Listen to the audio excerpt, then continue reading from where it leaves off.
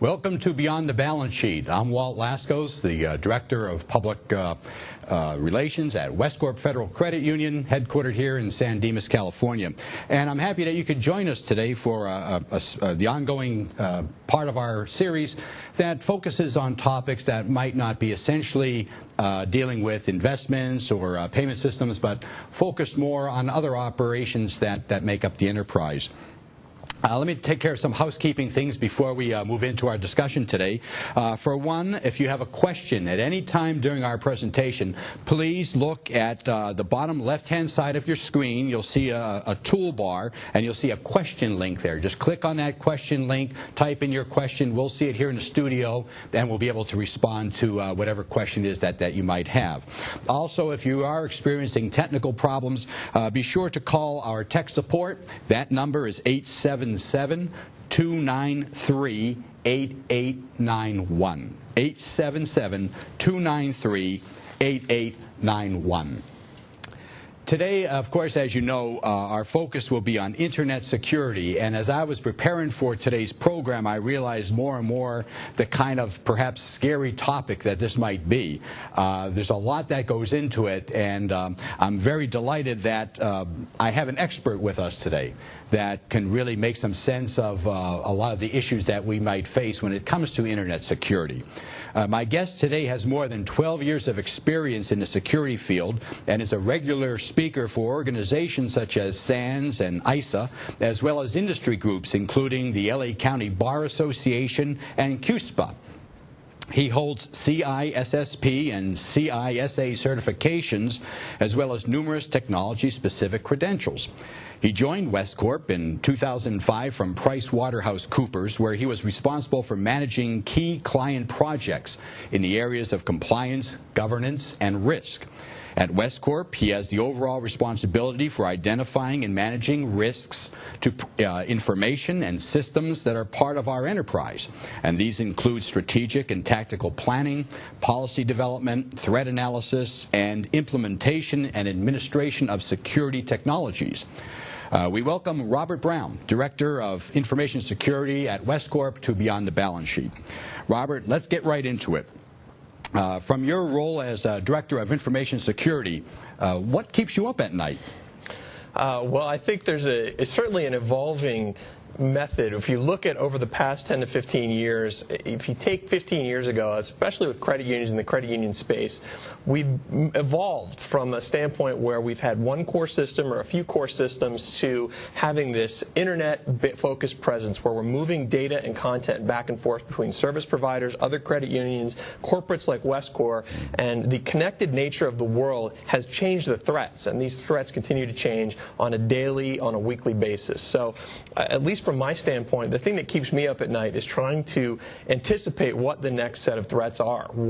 What are the attackers looking at? How are they targeting us? How are they targeting the credit unions to try to stay in line with that, to make sure that we have adequate protections and defenses so that we're lined up properly to keep. Well, see, I would say you obviously have some good training, or you really are doing a very fine job, because here I am losing my hair, going gray. I mean, you're looking wonderful, so you may not be, you might be sleeping fairly well, no? No, definitely. If you look at the security of an organization and how you protect it from attack, you really. One of the things the NCUA asks for is they ask you to, on your annual report, reply to the board to let them know what the state of the security is at your company, at your credit union. So how do you answer that question? How do you answer the question, am I really secure? You need a lot of information. There's a difference in how you might feel about security versus the reality of how secure you are. So I think there's a different, and the only way you can really get to the true meaning of where you stand today is by having that information. So I'll give you an example. I'll turn it around and I'll ask you a question, Walter. How do you feel about the security of your home? I'm thinking it's fairly secure. I installed some new locks. As far as I know, I changed the locks with the keys. I don't have. I also live in a gated community, so there's some additional layer of protection there as well. Okay. So you leave every day and so you have two things here. You've designed some security systems. You've got locks on your doors. You've got locks on your windows. You've got a gated community. You have some monitoring, perhaps, or an alarm system. Oh, and I have two fierce cats, too, that will take a leg off of any intruder. All right. So you've gone into the design of it, and then there's also how those controls are being carried out. Do you lock your doors every time? Are you making sure to do the due diligence piece of that? But let me give you an example of how the feeling and reality of security differ. So you might feel very good about your practices. You might lock your door every day. You might do all of that. But then a vulnerability comes out. And I'll explain to you this vulnerability. There's a concept that I'll talk about here called bump keys. It's a vulnerability that's been published that affects a large percentage of the locks that are made, door locks, physical door locks in the world. And in the U.S. especially, I mean, you've got about 80% of the locks that are the similar manufactured locks. There's a vulnerability with these locks. If you were to take and create a key on the deepest setting on a key cutting machine, place it into the door, and tap on the end of it and sort of put some pressure on it, it will jiggle the tumblers in the lock and effectively open the door without damaging the lock. So now, from that standpoint, knowing that, oh, by the way, you can buy bump keys on eBay, which I bought a set of the 5 most common bump keys on eBay for about $9 with shipping. So this is not a difficult thing for someone to come up with. So right now, it's like I'm going home, changing the locks. I'm going to put some slider bars across the doors. I mean, you ruined my security. Right. And so you felt pretty good about your home security before you had some information to be aware of what that risk was, what the true risk and vulnerability was. And I'll be honest with you, when we designed the security for our house, that was part of it. What vulnerabilities exist for those locking mechanisms? How might someone try to exploit those or take advantage of those? And you had to think through that problem, do some research, and take it into consideration, something like this. And by the way, there's some great YouTube videos that demonstrate bump keys. So if anyone in the audience after the presentation is interested, you just BUMP keys. But wait, we're making ourselves more vulnerable, because then the more people learn how to do this, then it kind of propagates the whole opportunity for people to go get the bump keys and get into my house. It does, but here's the thing, is that if you have someone who's motivated to try to attack you or to break into your house, who are you truly preventing? Or who are you protecting yourself from? Are you protecting yourself from me or someone else that might not know about these keys? The bad guys are going to know because they're going to do the research. So they will understand, they will do the research, they will look for these kind of issues in your home security and your corporate security as well. So as everything moves online, as it's all internet connected with web browsers, email, all of these various methods of communication, they present new avenues. They present new avenues of attack that require you to think through how might someone take advantage of your company through something like the internet. I know. I think a lot of it too comes down to when we were preparing for today's presentation. So much of it was also focused on the dimensions of how they play out. Now, I have included with this webcast today as part of our support material a link for an article that's on the bottom of the page that you could access, and it is entitled "The Psychology of Security" by Bruce Schneier. In that article, Bruce points out that security, like as you were getting into, Robert, is exists both as a feeling and as a reality. And security as a reality is mathematical, of course. It's based on probability. They can calculate how safe your house is from burglary by, based upon a number of factors. The rate of crime in the area, habits like you mentioned about locking the doors, things of that sort. But when it comes to security as a feeling is based on psychological reactions. You can be really secure, but maybe you feel that you're not secure. And when I saw this article, I was quite taken, because I realized that almost like the real weakness here isn't all the software or a lot of the programs that we have put in place, but it really comes down to the human dimension. The human person is the one that, being as complex as we all are, and a lot of times quite unpredictable, how will we act? And that is made even more clear in the article by Bruce. He cites a book called Risk, A Practical Guide for Deciding What's Really Safe and what's really dangerous in the world around you. And that book was written by David Ropick and George Gray. And in that book, they mention general pathologies that exist when we talk about the perception of security and risk and the reality of security. And this is what I found to be very interesting when I looked at some of these pathologies. Most people are more afraid of risks that are new than those they've lived with for a while. For example, in the summer of 1999, West Nile virus was very big in New York State. It's a mosquito-borne infection. But then comes the summer of 2001. The fear abated. Even though the virus was still existing, even though that risk was still there, people were not as heightened to it. They became familiar with it. Another one is most people are less afraid of risks that are natural than those that are human-made. A lot of people are more afraid of radiation from nuclear reactors and cell phones than they are from the actual radiation from the sun, which is proven to be even more detrimental to us. Most people are less afraid of risk they choose to take than risk imposed on them. For example, smokers are less afraid of smoking than they are from asbestos or other particulates that might be within an indoor environment. Most people are less afraid of risks if the risk also confers some type of benefits that they want. People like myself, like probably all of us here, we risk living in a place that there are earthquakes because we like the weather and we like all the benefits that Southern California has to offer. Two more quick ones. Most people are more afraid of risks that can kill them in particularly awful ways than they are of a risk of dying in less awful ways. Very interesting here. You know, people are more afraid of being eaten by a shark than they might be of heart disease, while heart disease is the leading killer in America. Most people are less afraid of a risk if they feel that they have some control over it, and more afraid of a risk that they don't have control over. For example, driving. People would rather drive rather than being a passenger in an airplane, and an airplane is more safe, of course.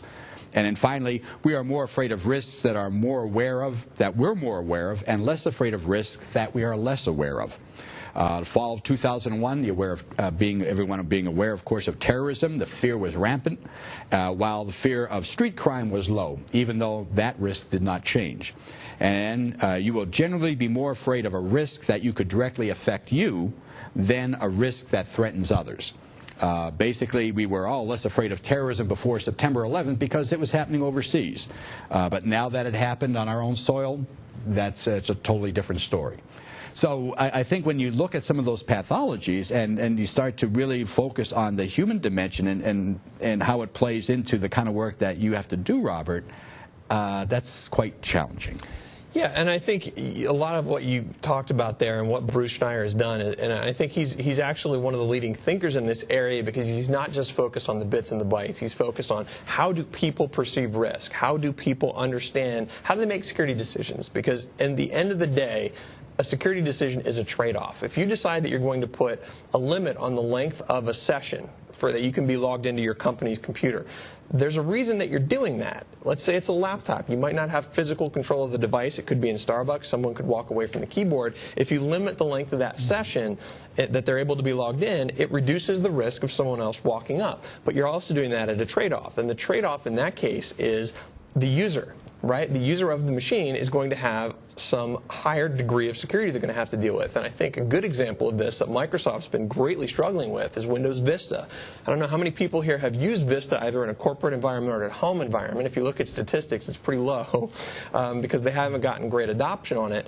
But the security model in Vista has changed. And what they've done is they pop up boxes constantly at the user when a program tries to run and access something, a legitimate program potentially. And it's one of those things where the users are becoming conditioned now when they're using the system to click OK, OK, OK, OK, and it becomes a car alarm. It's the equivalent of a car alarm. If you hear a car alarm on the street, do you take action? You kind of listen to it and you're like, okay, well, that's really annoying. I wish that car alarm would stop going off. You don't think someone is stealing your car. And so sometimes trade-offs can go too far in the wrong direction and impact users negatively. But there's another good example of understanding what these trade-offs are and understanding the rationale behind them when you've got a security control. And one of my former managers at PwC had a great example. They talked about going to the airport, and he's standing at the check-in counter, and his bag weighs 52 pounds, and it's a 50-pound limit. Above that 50-pound limit, what happens is you're going to pay $50. And he says, the gate agent, this is absurd. I can't deal with this. This is too much. Why would you do this? It's only 2 pounds over. I'm sorry, sir. The policy is that we have to do this. We have to charge you $50. That's what it is. Now, the manager came over from the airline and explained it. And they said, the reason we do that is because we're a unionized workforce, and if we have to lift more than 50 pounds, we have to pay people more. It becomes a different class of work. Now, his perception just changed. His perception changed from, I'm upset with the airline, to, okay, I understand that. I understand why that's in place. And I think that's a big part of security. The human element is the most key thing that you've got, because you could design the greatest and strongest security systems. Armored cars. Take an armored car. If I want to go steal the money that's in the armored car, I'm not going to take a drill and try to drill in the armored car. I'm not going to sit there and jiggle with the lock. I'm going to wait for the people that are in the armored car to come out of the armored car so that I can go and I mean, once that door opens, it's a human that's opening the door. Just like it's a human that's opening an email. It's a human that's browsing to a website. So if you have these controls, they can help some of the time, but you still have to have a lot of awareness on the part of your users, on the part of staff, to be aware of what kind of risks they're facing in the technologies that we have deployed. Now, explain, for a lot of folks that are like myself that are not really working in your field, when you talk about opening an email or maybe the kind of security that you have where people walk into your environment. I remember we were chatting a little bit about that yesterday, and you have some very interesting experiences with things that could be, which we might seem to be very common, could be very detrimental to the security of your enterprise. Well, it goes back.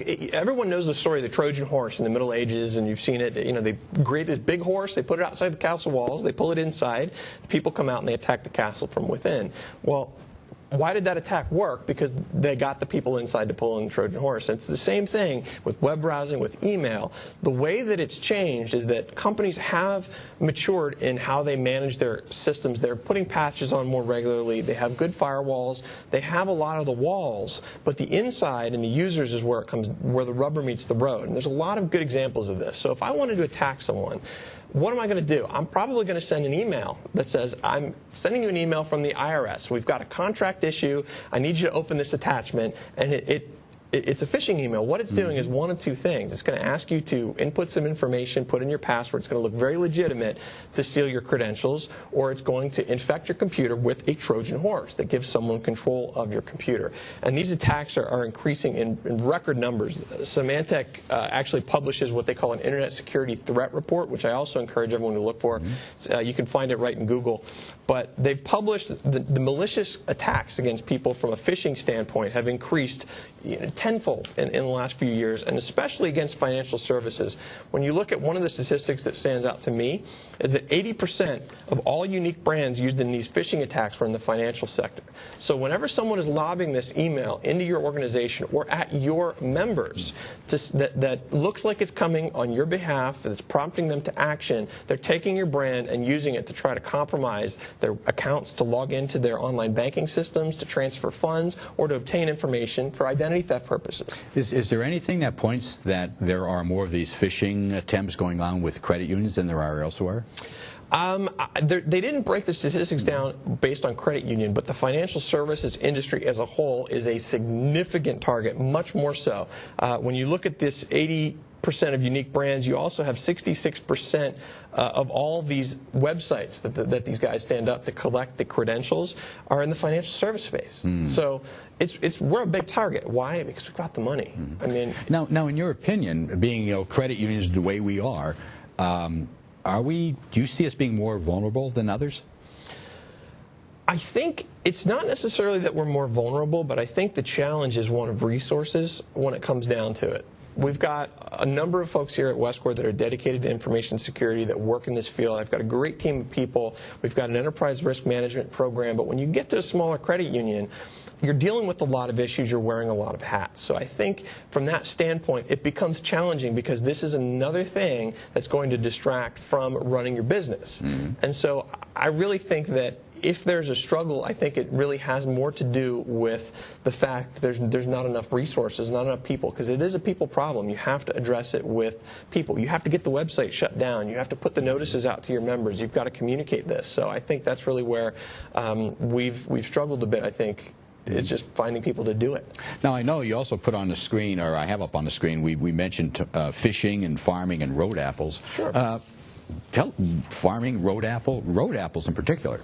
Well, farming is another method where they will take a copy of your website or your login page and duplicate it and try to modify. Again, somebody sends the user an email, they get infected, something runs on their PC. Now they type in www.westcor.org or yourcreditunion.org, and it doesn't go to your real site, it goes to their duplicate site. And it's the same idea where they're trying to steal your credentials so that they can break in and conduct some fraud, transfer some money. And road apples, I think, it's an interesting euphemism. I'll leave it to the audience to find where that originated as a term. But here's the other thing. Again, the modern-day Trojan horse is right here. It's a USB stick. What happens when you buy a software program and you put it in your computer?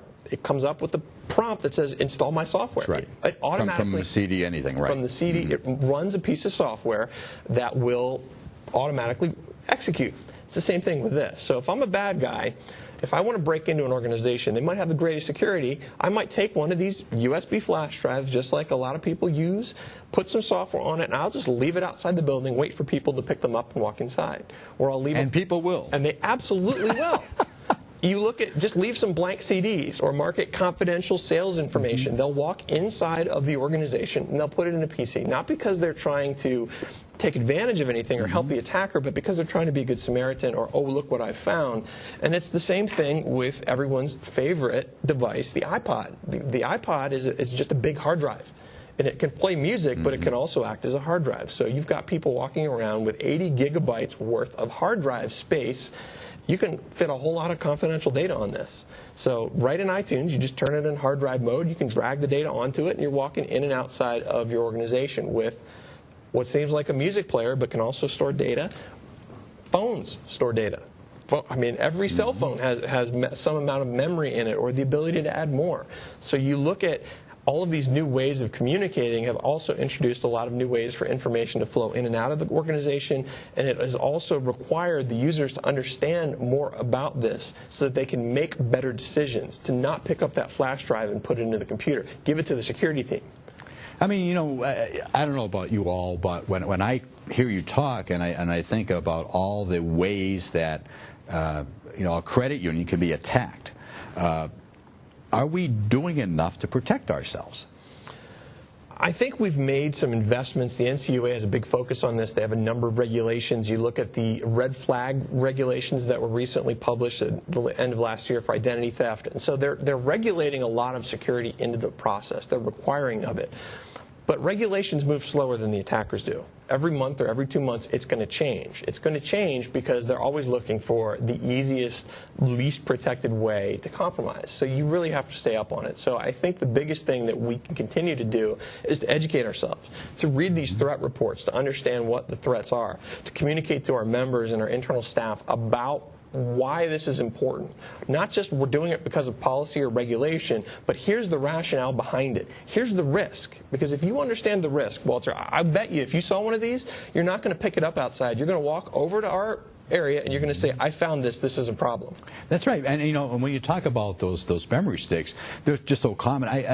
I would tend to think that, oh, what damage can do, you know, and now after I'm hearing what you're saying, it's a problem because I like them, I like to use them, and the convenience that they have to offer, but I'm going to think twice about anything like that I'm not aware of and just putting it into my computer workstation because not only, you know, can I do damage to the system, but then I also have to face you, Robert, and with my tail between my legs and feel quite embarrassed. Or what happens if you plug it into your computer, you're on your company's network, and it goes and infects a number of the other computers on your company's network? And again, in the same threat report that Symantec published, only about 17% of organizations have protections on their desktops for things like USB drives. So it becomes a trade-off. Again, do you understand what those trade-offs are, and are you making intelligent decisions about how to deal with those from a security and risk perspective? Let me also remind everyone that if you do have a question, on the screen itself, on the lower right-hand side, you'll see a link for questions. Just click on that, type it in, and we'll be able to entertain it here. That brings me back to the amount of money that we have dedicated to something like this.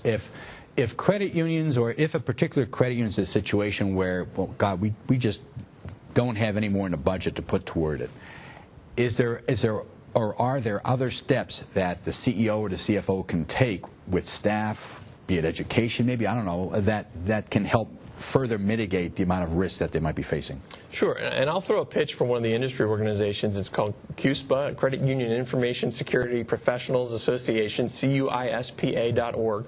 And their mission is to help credit unions communicate, help them stay in touch, and help them learn what some of these evolving threats and risks are. They have an annual conference. They provide regular email updates, and it's a very inexpensive way to communicate with the other credit unions. So I've found a lot of value out of that. There's a lot of free publications and reports. There's websites that people can read to keep up on the trends and attacks. There's a lot of free software that you don't even have to make huge capital investments to protect yourself. There's a lot of this open source software that takes a little bit more technology expertise to get it working, but in almost every category you can find a pretty good product that is free to use. Mm-hmm.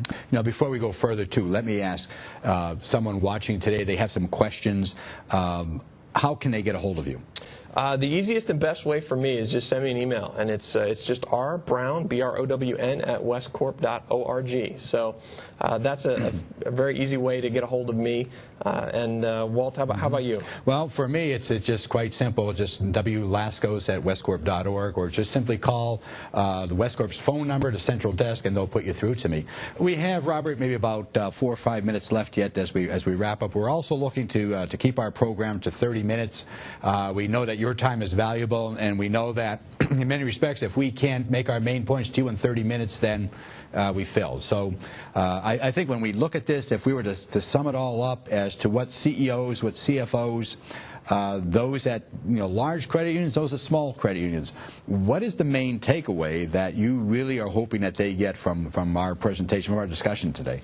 Think about the world around you, what your risks are, and what the controls are. So be it that you're going to change lanes in your car, you're taking a risk if you don't go and kind of look to make sure no one's in that lane. Everything that you do and everything you interact with, it's inherent to human nature, is risk management. I mean, it's as a species. So be more aware of it. Hunger for the information. Seek out the information internally, externally. Look for it. Ask for it. Think about how things can fail. I mean, engineers always create things and products, but from a security standpoint, you're always thinking about, how can I break that? What didn't they think about? And I think very quickly, I would suggest to probably test the systems. I know you were talking about doing, was it self-phishing? Absolutely. Just to see how your own people, if you could just quickly give a description of that? Sure. If you look at the TSA, when you go through the airport security scanners, they automatically insert pictures of guns every once in a while in people's bags, and they track a metric on how effective those scanners are, how effective the people are in detecting these types of issues. It's the same kind of a concept where you've got a lot of email phishing attacks go on. Send phishing attacks to your own users on a regular basis and see how many of your users are taking the bait, how many are entering their credentials, how many are giving it away. Now, there are ways, companies or services that could do that for a credit union to help them test their own defenses? Absolutely, absolutely. And the NCUA mandates a penetration test. A lot of the same vendors that you'd use for that would be able to carry out an ongoing awareness effort related to something like a phishing attack. And I take it you probably could find out some very interesting behavior. Sure. But if you're targeting users on a regular basis, they see this regularly, when the real one shows up, they're not going to take the bait. Okay. So. Any last words, Robert? No, I think the biggest single factor in information security is really you. It's you, the user. It's you as a management team. everyone is in this together, and the more we know, all collectively know about it, I think the better we are at preventing these types of incidents from happening to our credit unions. Wonderful. Thank you, Robert. And I also want to thank you for participating in our webcast today. I think it's very important, too, that take a few moments afterward and fill out the evaluation that we emailed to you. Tell us what you think of today's program. Tell us if you think that we need to do a little bit more discussion about Internet security, about information security, because I think it's an area that maybe sometimes we take for granted, or we don't realize that all the risks that are really part of it. And my personal feeling is that I believe the more that we educate ourselves, the more we are aware of these kind of threats that come to us, the more secure that we can be, the more secure we maintain our information for our members. So once again, thank you, and we look forward to having you join us next month on Beyond the Balance Sheet.